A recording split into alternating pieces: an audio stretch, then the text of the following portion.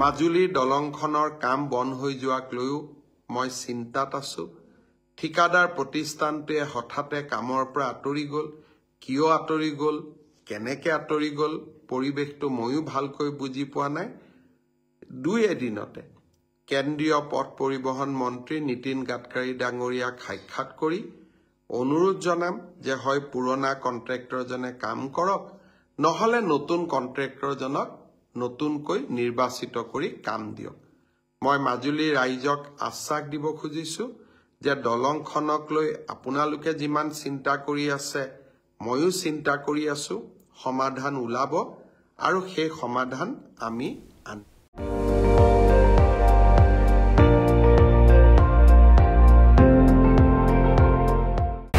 আপুনি চাই আছে ND24, সৰ্বশ্ৰেষ্ঠ নহয় সৰ্বোত্তমৰ দৌৰ।